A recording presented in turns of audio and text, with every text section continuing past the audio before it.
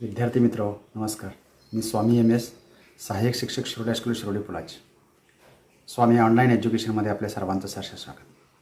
आज आपण इयत्ता 10वी विषय राज्यशास्त्र पाठ 4 सामाजिक व राजकीय चळवळ याविषयीची माहिती घेणार आहोत. मागील पाठात आपण राजकीय व प्रादेशिक पक्षांची माहिती घेतली.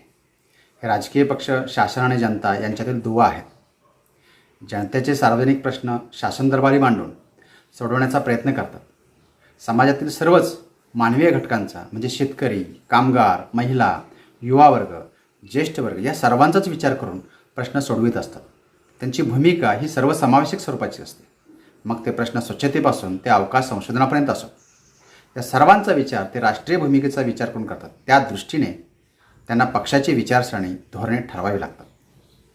प्रथम आपण आपल्या स्क्रीनवर दिसणारी चित्रे आणि बातम्या पहा आणि वाचा आणि सांगा पाहू यातून आपल्यास कोणता बोध झाला.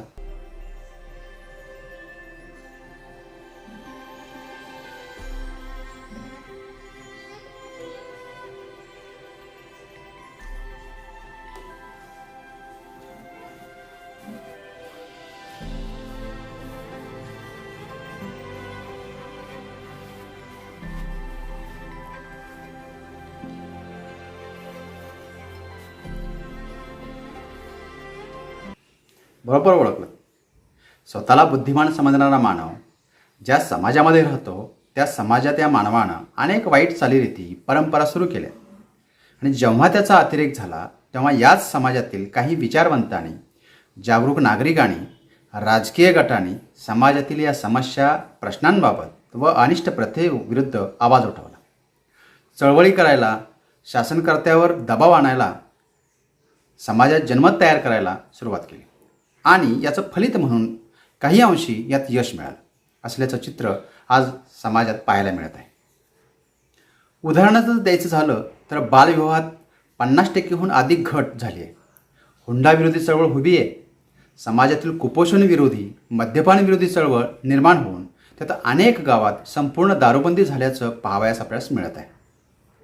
विस्थापितांचं पुनर्वसन, विस्थापित म्हणजे रस्ते, शासकीय इमारती, रेल्वे, विमानतळ, पाझर तलाव, वीज, लहान मोठे धरण यासाठी ज्यांच्या जमिनी सार्वजनिक वापरासाठी म्हणून शासन संपादन करतं, जे लोक त्या जमिनीवरती प्रत्यक्ष अथवा अप्रत्यक्ष अवलंबून असतात ते सर्व लोक या विस्थापित म्हणून समजले जातात. अशा विस्थापितांचे योग्य प्रकारे पुनर्वसन व्हावं, त्यांचे उपजीविकेचं साधन सुरक्षित राहावं हा या पाठिंब्याचा उद्देश असतो. सरदार सरोवर प्रकल्पामुळे विस्थापित होणाऱ्या लोकांचे हक्क व मागण्यांसाठी मेधा पाटकरांचं 1986 नर्मदा बचाव आंदोलन असेल. शासनानंही अशा वाईट प्रथेविरुद्ध अनेक कायदे केले. या सर्वातून आपल्यास एक गोष्ट लक्षात आली असेल की एखाद्या प्रश्नाच्या निराकरणासाठी लोकांना संघटित करून शासनावरती एखादी कृती करण्यासाठी दबाव आणण्याचा प्रयत्न केला जातो. अशा प्रश्नांबाबत सातत्यानं कृतीशील राहून त्याबाबत जनमत तयार करून राजकीय पक्ष सरकारवर दबाव आणण्याचं काम केलं जातं. या सामूहिक कृतींना चळवळ असं म्हणतात. चळवळी या अनेक विषयाशी संबंधित असतात. या सर्वच चळवळींना एकमेकांना सहकार्य केल्यास समाजातील समस्या, प्रश्न लवकर सुटण्यास मदत होईल. समाजात परिवर्तन घडवून आणण्याच्या उद्देशानं ज्या चळवळी सुरू केल्या जातात त्यांना सामाजिक चळवळ असं म्हणतात. नेतृत्व, विचारप्रणाली, संघटन व जनतेच्या सहभागावरती आधारलेल्या आणि सामाजिक सुधारणांशी निगडीत समाज परिवर्तनाचं ध्येय असणाऱ्या सामूहिक कृतींना सामाजिक चळवळ असं म्हणतात. दलितांना हक्क मिळवून देण्यासाठी डॉक्टर बाबासाहेब आंबेडकर यांनी केलेली चळवळ, राजाराम मोहन राय, महर्षी धोंडो केशव कर्वे, महात्मा फुले, छत्रपती शाहू महाराज यांनी समाजातील अनिष्ट प्रथा नष्ट होण्यासाठी, शैक्षणिक सुधारणा घडवून आणण्यासाठी सामाजिक चळवळी केल्या. या चळवळी का केल्या जातात? लोकशाहीत त्या महत्त्वाच्या का आहेत? चळवळी या सार्वजनिक प्रश्नांची सोडवणूक करण्यासाठी आवश्यक आहे. शासन प्रक्रियेत सर्वच लोक सहभागी होतात असं नाही. चळवळीमुळे लोकांचा सहभाग वाढण्यास मदत होते. चळवळीतून अनेक सार्वजनिक प्रश्न चर्चेत येतात. ज्या प्रश्नांबाबत चळवळ सुरू असते त्याबाबत सरकारला त्या प्रश्नांची दखल घ्यावी लागते. चळवळीमुळे त्या प्रश्नांच्या संदर्भात आवश्यक ती माहिती शासनाला, नेते व कार्यकर्ते यांच्याकडून मिळते. याचा उपयोग शासनाला धोरण ठरवताना उपयोगी होतो. जनतेनं निवडून दिलेले सरकार व्यवस्थित काम करत नसेल, जनताविरोधी निर्णय घेत असेल, तर अशा निर्णयांना, धोरणांना विरोध करण्यासाठी चळवळी आवश्यक आहे. ज्याला निषेध अथवा प्रतिकार करण्याचा हक्क, राईट टू प्रोटेस्ट, हा लोकशाहीतील एक महत्त्वाचा हक्क आहे. परंतु तो अत्यंत संयमानं आणि जबाबदारीनं वापरला पाहिजे. चळवळ म्हणजे काय, आपण अधिक स्पष्टपणे अभ्यासू. एक, चळवळ ही एक सामूहिक कृती असते. त्यात अनेक लोकांचा सक्रिय सहभाग अपेक्षित असतो. चळवळ हे लोकांचे विशिष्ट प्रश्नाभोवती एक निर्माण झालेलं संघटन असतं. प्रदूषण चळवळ असेल, वाढी वीज बिल विरोधी चळवळ असेल, इत्यादी. चळवळीसमोर एखादा निश्चित सार्वजनिक हेतुवाचा प्रश्न असतो. उदाहरणार्थ, भ्रष्टाचार विरोधी चळवळीचा हेतू भ्रष्टाचार नष्ट करण्याचा असतो. हुंडा विरोधी चळवळीचा हेतू हुंडा देणं वा न घेणं हा हेतू असतो. चळवळीला नेतृत्व असतं. नेतृत्वामुळे चळवळ क्रियाशील राहते. चळवळीमुळे योग्य हेतू, कार्यक्रम, आंदोलनात्मक पवित्रा याविषयी निर्णय घेता येतात. खंबीर नेतृत्व असेल तर चळवळ परिणामकारक होते. उदाहरण द्यायचं झालं तर सामाजिक चळवळीचं नेतृत्व करणाऱ्या व्यक्तींवर चळवळीचं यशापयश अवलंबून असतं. सामाजिक चळवळीचा नेता हा बोले तैसा चाले या प्रकारचा असावा. महात्मा ज्योतिराव फुले हे शेतकऱ्यांच्या वेशातच इंग्लंडच्या युवराजाला भेटले. स्त्रियांच्या हितासाठी लढणाऱ्या डॉक्टर धोंडो केशव कर्वे यांनी स्वतः विधवेशी विवाह केला. स्त्रियांसाठी शिक्षण संस्था उभारल्या. राजश्री छत्रपती शाहू महाराज, राजाराम मोहन रॉय, डॉक्टर बाबासाहेब आंबेडकर हे प्रभावशाली नेते होते. असे आजच्या काळातील कोण नेते आहेत हे आपण शोधा. चळवळीच्या संघटना असतात. संघटनांशिवाय चळवळींना सातत्यानं प्रश्नांचा पाठपुरावा करता येत नाही. उदाहरणार्थ, शेतकरी संघटना ही शेतकऱ्यांच्या चळवळीसाठी काम करत होते.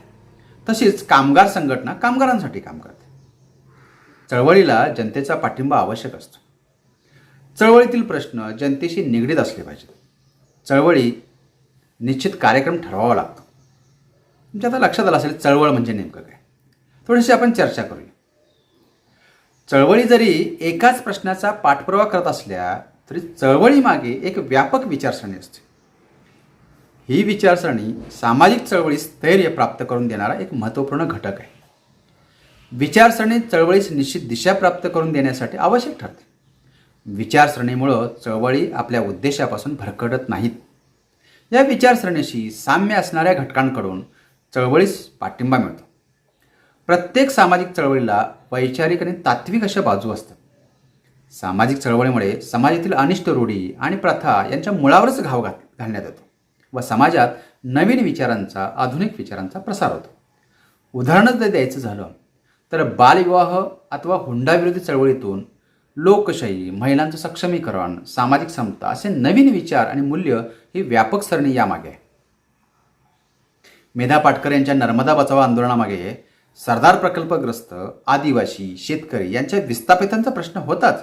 पण त्याचबरोबर या जन आंदोलनानं लोकाधिकार, समानता, विकास प्रकल्प, धोरण व विकासाची संकल्पना व त्यांच्या आशयाच्या दृष्टीने भारतातील राजकीय, सामाजिक विचारात महत्त्वाचं योगदान केलं आहे.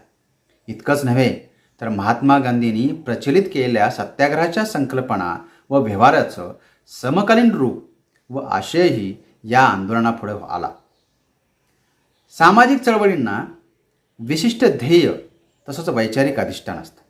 भारतामध्ये अस्पृश्यता निर्मूलन होण्यासाठी जी चळवळ झाली त्यामागे अस्पृश्य लोकांची सामाजिक, आर्थिक प्रगती करणं, त्यांना समाजामध्ये सामाजिक दर्जा प्राप्त करून देणं हा महत्त्वाचा भाग होता.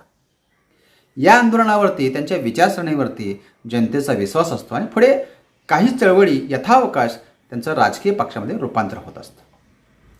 तुमच्या क्रमिक पाठ्यपुस्तकात चळवळीच्या अनुषंगाने काही प्रश्न उपस्थित केलेत आणि तुम्हाला त्याचं उत्तर द्यायचं आहे. त्यातला पहिला प्रश्न आहे की भारतातल्या कोणत्या चळवळीमुळे न्यायालयात जनहितार्थ याचिका दाखल होऊन न्यायालयाला त्यावर निर्णय द्यावा लागला? काय विचार करता येईल?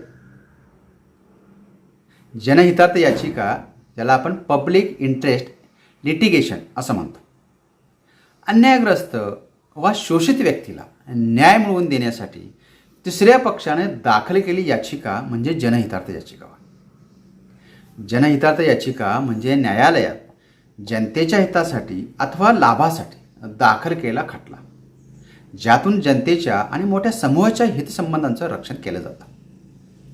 जेव्हा एखाद्या प्रकरणात अनेक लोकांच्या हितास बाधा पोचत असते किंवा गरीब अथवा अज्ञानामुळं काही व्यक्तींना आपल्यावर होणाऱ्या अन्यायाविरुद्ध दाद मागता येत नाही, अशा प्रकरणी जनहितार्थ याचिका दाखल केली जाते. जनहितार्थ याचिकेमुळे मानवी हक्कांचं रक्षण होतं. जनहित याचिका दाखल करताना जनतेचं हित त्यात असेल हे पाहिलं जातं. वैयक्तिक हितसंबंध यात असता कामा नयेत.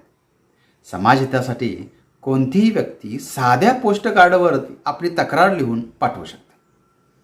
1970च्या दशकात जनहित याचिकांना सुरुवात झाली आणि 1980च्या दशकात त्याचं महत्त्व वाढलं. काही उदाहरणं जर द्यायची झाली तर आपल्याला एक सांगता येईल की जनहित याचिकेचा प्रथम वापर हुसेन आरा खातून विरुद्ध बिहार सरकार खटल्यातून झाला. दी इंडियन एक्सप्रेस वर्तमानपत्रामध्ये बिहार तुरुंगातील कैद्यांना दिल्या जाणाऱ्या अमानवीय वागणूक व बेकायदेशीर अटकेबाबत प्रसिद्ध बातमीच्या आधारे न्यायालयानं जनहित याचिका दाखल करून घेतली आणि या निकालामुळे 40,000 कैद्यांची सरकारने सुटका केली. दुसरं आपल्याला सांगता येईल की 1980च्या दशकात दिल्ली सरकार विरुद्ध सुनील बात्रा या कैद्याने तिहार कारागृहात कैद्यांना दिल्या जाणाऱ्या अमानवी वागणूक विषयी पत्राद्वारे सर्वोच्च न्यायालयाला माहिती पाठवली. याची दखल न्यायालयाने घेतली आणि या पत्राचं याचिकेत रूपांतर केलं व दिल्ली सरकारला कारागृहात सुधारणा करण्याचे निर्देश दिले. आणखीन एक बघू आपण. न्यायाच्या प्रतीक्षेत असलेल्या संशयित गुन्हेगाराला आयुष्यभर तुरुंगातच कैदी म्हणून राहतात. या कैद्यांसाठी इसवी सन 1979मध्ये सर्वोच्च न्यायालयात पहिली जनहित याचिका वकील कपिला हिंगोराणी यांनी दाखल केली होती. केरळच्या शबरीमला मंदिरात महिलांना प्रवेश मिळावा यासाठी 2006मध्ये इंडियन यंग लॉयर्स असोसिएशनच्या वतीनं सर्वोच्च न्यायालयात जनहित याचिका दाखल केली होती. 2013मध्ये नोटा पर्यायाच्या समर्थनात सिव्हिल लिबर्टी संघटनेनं सुद्धा जनहित याचिका दाखल केली होती. विशाखा महिला आणि संदर्भ समूह राजस्थान या संस्थेच्या वतीनं महिला लैंगिक छळ प्रतिबंध करण्यासाठी सर्वोच्च न्यायालयात पहिली जनहित याचिका दाखल केली आणि यातूनच 2013मध्ये संसदेनं लैंगिक छळ अधिनियम 2013 कायदा संमत केला. ताजमहल प्रदूषण खटला असेल, दिल्ली महिला गृह खटला असेल, कारखान्यामुळं पर्यावरणास निर्माण होणारा धोका, असे अनेक खटले जनहित याचिकेद्वारे दाखल केले आहेत. तुम्हाला दुसरा एक प्रश्न विचारलेला आहे की महात्मा फुले, महात्मा गांधी, संत गाडगे महाराज, डॉक्टर बाबासाहेब आंबेडकर यांनी कोणत्या चळवळी उभ्या केल्या? आपण अभ्यासू. महात्मा गांधी यांनी स्वातंत्र्यपूर्व काळामध्ये चंपारण लढा दिला. बिहारमध्ये 1917-18 हा निळेच्या लागवडीची सक्ती शेतकऱ्यांना केली होती, त्याच्याविरुद्धचा हा लढा होता. दुसरी चळवळ होती खेडा सत्याग्रह. गुजरातमध्ये 1919ला हा सत्याग्रह केला. 1928मध्ये गुजरातमध्ये बारडोलीचा सत्याग्रह करण्यात आला. मिठाचा सत्याग्रह झाला. ही महात्मा गांधींनी केलेल्या चळवळी होत्या. संत गाडगे महाराज यांनी अंधश्रद्धा निर्मूलनाची चळवळ उभी केली, व्यसनमुक्ती चळवळ उभी केली, अस्पृश्यता निवारणाची चळवळ आहे, शिक्षण चळवळ आहे, गोरक्षण, पशुसंवर्धन चळवळ, अशा अनेक चळवळी संत गाडगे महाराजांनी केल्या. डॉक्टर बाबासाहेब आंबेडकर यांनी 20 मार्च 1927 रोजी अस्पृश्यांना पिण्याचा पाण्याचा हक्क मिळवून देण्यासाठी महाड येथे सत्याग्रह केला. 26 जून 1927 रोजी अमरावती येथील प्राचीन अंबादेवी मंदिरात प्रवेशासाठी त्यांनी सत्याग्रह केला.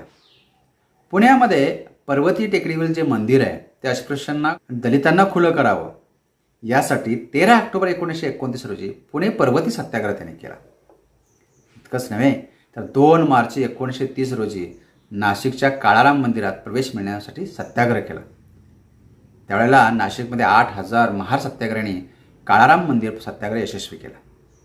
14 एप्रिल 1929 रोजी रत्नागिरी या ठिकाणी डॉक्टर बाबासाहेब आंबेडकरांनी कोकणातील खोतीदारी विरुद्ध शेतकऱ्यांचं आंदोलन त्यांनी सुरू केलं होतं. शरद जोशी असतील, चौधरी चरण सिंग असतील, अलीकडे शेतकऱ्यांसाठी राजू शेट्टी यांचंसुद्धा आंदोलन आपल्याला सांगता येईल. म्हणजे पाठ्यपुस्तकात करून पहा असं सांगितलेलं आहे. आपण अंधश्रद्धा निर्मूलन चळवळ, नद्यांचं प्रदूषण रोखण्यासाठीची चळवळ, स्त्री भ्रूण हत्येविरोधी चळवळ, अशा चळवळीविषयी ज्या प्रसारमाध्यमं आहेत, टी व्ही असेल, आकाशवाणी असेल, वर्तमानपत्र असतील, या प्रसारमाध्यमातून येणाऱ्या बातम्यांचं आपण संकलन करा. म्हणजे आपल्याला या समाजातील काही सामाजिक चळवळींच्या विषयीची आपल्याला माहिती मिळण्यास मदत होईल. माहीत आहे का तुम्हाला, या अंतर्गत आपण काही माहिती समजावून घेऊया. एक, सार्वजनिक प्रश्न केवळ सामाजिक क्षेत्रातील असतात असे नव्हे, तर ते समाजाच्या कोणत्याही क्षेत्रातून निर्माण होऊ शकतात. समाज सुधारण्यासाठी आपल्या देशामध्ये आणि विशेषतः महाराष्ट्रात अनेक चळवळी उभ्या राहिल्या आणि त्यातून समाज आधुनिक होण्यास सुरुवात झाली. आपल्या स्वातंत्र्यासाठीचा लढा ही सुद्धा एक सामाजिक चळवळच होती. राजकीय व आर्थिक चळवळीतून नागरिकांच्या हक्कांचं जतन, मताधिकार, किमान वेतन, आर्थिक सुरक्षितता असे प्रश्न हाताळले जातात. स्वदेशी ही एक महत्त्वाची आर्थिक चळवळ आहे. आपण भारतातील काही प्रमुख चळवळींचा अभ्यास करू. पहिली आहे आदिवासी चळवळ. आदिवासी म्हणजे मूळचे रहिवासी, त्याला आपण आदिम समूह असं म्हणतो, मूळ निवासी म्हणतो किंवा वनवासी, ज्याचं संविधानिक वर्णन अनुसूचित जमाती असं केलं आहे. संस्कृती, जीवनशैली, बोलीभाषा, परंपरा, रीतिरिवाज, मूल्य या बाबतीत स्वतंत्र व वेगळा जीवनक्रम जगणारा समाज घटक म्हणजे आदिवासी. आदिवासी चळवळ जंगल, जल व जमीन यांच्या संपर्कात राहणाऱ्या आदिवासींच्या जीवनक्रमात प्राचीन आणि मध्ययुगीन राजवटीत कोणताही हस्तक्षेप झाला नाही. परंतु भारतामध्ये ब्रिटिशांचे आगमन झाल्यानंतर आदिवासींच्या जीवनक्रमामध्ये हस्तक्षेप होण्यास सुरुवात झाली. ब्रिटिशांनी साम्राज्यवादाच्या हेतूने आदिवासींच्या जीवनक्रमात लक्ष घालण्यास सुरुवात केली. ब्रिटिशांनी नफा मिळवण्याच्या हेतूनं राज्यकारभार करण्यास सुरुवात केली. जंगलातील कच्चा माल मिळवण्याच्या हेतूनं त्यांनी जंगल संपत्तीवर अनेक कायदे करण्यास व आदिवासींच्या जीवनक्रमात लक्ष घालायला सुरुवात केली. त्यामुळं आदिवासींच्या स्वायत्त जीवनशैलीस धक्का बसला. ब्रिटिशांनी केलेल्या कायद्यांमुळे आदिवासी राज्य बरखास्त झाले. आदिवासी मुखियांचे अधिकार नष्ट झाले. जंगल संपत्तीवरील अधिकारावर मर्यादा आल्या आणि यामुळं आदिवासी चळवळीला सुरुवात झाली. संस्कृती रक्षण हा आदिवासी चळवळीचा मुख्य विषय होता. भारतात स्वातंत्र्यपूर्व काळापासून आदिवासींनी चळवळी केल्या. छोट्या नागपूर परिसरामध्ये कोलामाने उठाव केला. छोटा नागपूर म्हणजे पूर्व भारतातील एक पठारी प्रदेश आणि बिहार राज्याचा एक प्रमुख विभाग. ओडिशामध्ये गोंड जमातीने, महाराष्ट्रामध्ये कोळी, भिल्ल, रामोशी, बिहारमध्ये संताल, मुंडा आदिवासींनी मोठ्या प्रमाणात उठाव केले. इंग्रजांच्या निर्दयतेने शेतसराव वसूल करण्याच्या पद्धतीला बिरसा मुंडा याने आदिवासींना शेतात पेरणीच करू नका असे सांगून एक अभिनव पद्धतीनं विरोध केला.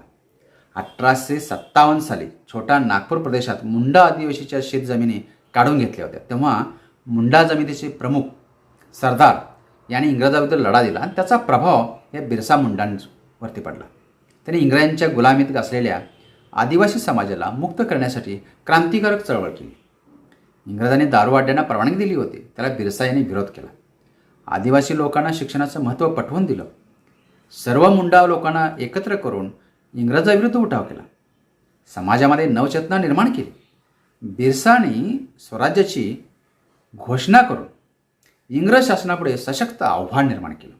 त्यामध्ये 5,000हून अधिक लोक सामील झाले. बिरसांनी कायद्याची लढाई सोडून 25 डिसेंबर 1899 पासून इंग्रज अधिकारी, ठेकेदार, जमीनदार, सावकार व ख्रिश्चन धर्मप्रसारक यांच्या विरोधात आक्रमक पवित्रा घेत प्राणघातक हल्ले करण्यास सुरुवात केली. जंगलात स्थायी वस्ती करून शतकानुशतके राहणाऱ्या व शेती करणाऱ्या आदिवासींना तिथून हटवण्याचा अधिकार ब्रिटिशांनी जमीनदारांना दिले. त्याविरोधात संथाल, मुंडा आदिवासींनी लढा दिला. व्यापारी, सावकार व मध्यस्थी दलाल यांच्याही विरोधात ही चळवळ होती. भारतातील आदिवासींचे अनेक प्रश्न आहेत आणि त्यांच्या काही प्रमुख मागण्या आहेत. एक, आदिवासींचा वनावरील अधिकार नाकारला जातो आणि म्हणून आदिवासींचं वनावरील अधिकार मान्य करावेत. 2, वनातील उत्पादने गोळा करण्याचा आणि वनजमिनीवर लागवड करण्याचा अधिकार त्यांना मिळावा. स्वातंत्र्योत्तर काळातही आदिवासी लोकांवर बंधने, अन्याय सुरूच राहिला. परंपरेने कसत असलेली जमीन व जंगलात राहत असताना प्राप्त झालेले परंपरागत हक्क आदिवासींना मिळाले नाही. आदिवासींचा अज्ञान, दारिद्र्य, कुपोषण, बेरोजगारी दूर झाली नाही. त्यांचा विकास झाला नाही. त्यामुळं स्वातंत्र्योत्तर काळातही आदिवासी चळवळ सुरू राहिली. आदिवासी समाजात राज्यकर्त्यांकडून होणाऱ्या अन्यायाशिवाय समाजात अज्ञान, दारिद्र्य, कुपोषण, अनारोग्य, बेरोजगारी, व्यसनाधीनता, अंधश्रद्धा, स्त्रियांवरती अत्याचार असे अनेक प्रश्न ज्यासाठी महाराष्ट्रामध्ये कॉम्रेड गोदावरी परुळेकर यांनी कार्य केलं. त्यांनी डहाणू भागामध्ये वारलींच्या पिळवणुकीचा आणि वेठबिगारीचा प्रश्न हाती घेतला. आदिवासी स्त्रियांना जमीनदाराकडे विनामोबदला काम करावं लागे. त्यांना उपाशी ठेवणं, मारहाण करणं, नांगराला झुंपणं या विरोधात गोदावरी पडवळीकरांनी कार्य केले. ताराबाई मोडक, अनुताई वाघ यांनी ठाणे जिल्ह्यामध्ये आदिवासींसाठी बालशिक्षण, कुरणशाळा, अंगणवाडी, विकासवाडी, पाळणाघर इत्यादी सोयी केल्या. सरदार सरोवर प्रकल्पामुळे विस्थापित आदिवासी शेतकऱ्यांसाठी नर्मदा बचाव आंदोलन मेधा पाटकर यांनी केलं. बाबा आमटे, मंदा आमटे, विकास आमटे, प्रकाश आमटे यांनी चंद्रपूर, गडचिरोली जिल्ह्यामध्ये आदिवासी लोकांसाठी मोठे कार्य केलेलं आहे आणि ह्या सर्व चळवळी सामाजिक चळवळीच आहेत. विद्यार्थी मित्र, भाग 2मध्ये आपण शेतकरी चळवळ, कामगार चळवळ, स्त्री चळवळ, पर्यावरण चळवळ आणि ग्राहक चळवळीविषयी माहिती घेऊ. धन्यवाद. पाठ आपल्यास आवडल्यास लाईक करा, सबस्क्राईब करा.